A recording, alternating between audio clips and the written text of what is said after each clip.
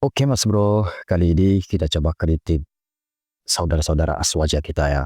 Buat saudara-saudaraku yang Aswaja, nggak perlu baperan ya. Ini kritik sayang dan bisa jadi menjadi bahan renungan. Pertama, Aswaja hari ini lebih sering jadi identitas, bukan manhaj. Aswaja diklaim sebagai manhaj Rasulullah SAW dan para sahabat. Tapi di lapangan justru berubah menjadi label kelompok. Siapa yang di luar versi Aswaja mereka langsung dicap Wahabi, keras, Salafi, tidak menghargai tradisi, gitu kan? Padahal Ahlus Sunnah bukan organisasi bro, tapi komitmen pada dalil dan pemahaman salaf. Islam itu sunnah dan sunnah itu Islam, bukan Islam itu Aswaja versi lokal.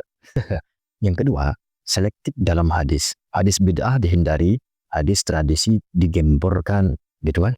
Hadis Nabi SAW yang paling fundamental, seperti kullu bid'atin dolalah. Setiap bid'ah itu sesat.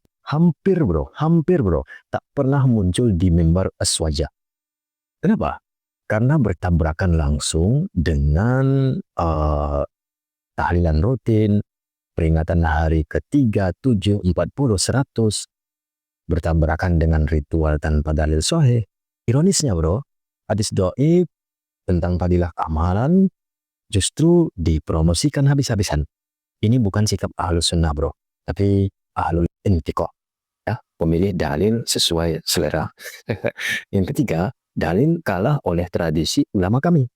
Ketika ditanya mana dalilnya dari Nabi SAW, jawaban klasik langsung muncul bro. Ini sudah lama dilakukan oleh para ulama. Ini tradisi para kiai. Kalau salah, kenapa ulama dulu diam? Ini logika rusak bro. Kebenaran tidak diukur dari siapa yang melakukan, tapi diukur dari dalil. Imam Malik rahimahullahu ta'ala anhu berkata, setiap orang bisa diambil dan ditolak ucapannya kecuali penghuni kubur ini, sambil menunjuk ke makam baginda Rasulullah SAW. Kemudian apa lagi? Salaf diagungkan di lisan, ditinggalkan di amalan. Aswaja mengaku kami mengikuti salaf. Tapi ketika ditanya, apakah Nabi SAW tahlilan berjamaah? Apakah sahabat membuat peringatan kematian berhari-hari? Apakah imam 4 mazhab itu mengajarkannya? Jawabannya bro, tidak ada satupun. Tidak dalil secara eksplisit tentang ini. Maka pertanyaannya, salaf yang mana? Atau salaf versi lokal? Kemudian apa lagi? Kritik dianggap perpecahan. Tiap kritik langsung dituduh pemecah umat, tidak beradab, merusak persatuan. Padahal bro, amar ma'ruf nahi mungkar itu inti agama. Dalam Al-Maidah ayat 77, janganlah kalian melampaui batas dalam agama kalian.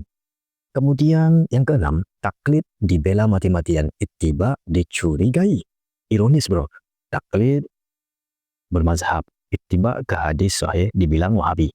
Padahal para imam mazhab sendiri berkata, jika hadis sahih bertentangan dengan pendapatku, buang pendapatku. Tapi Aswaja hari ini justru membela tokoh, membela tradisi, walau harus menabrak hadis sahih. Kemudian yang ketujuh apa lagi? Agama jadi warisan budaya, bukan wahyu. Dampak akhirnya apa bro? Akhirnya Islam bukan lagi apa kata Allah dan Rasul, tapi apa kata kiai kami. Inilah bahaya terbesar. Menjadikan agama sebagai adat turun-temurun, bukan ibadah yang diturunkan wahyu.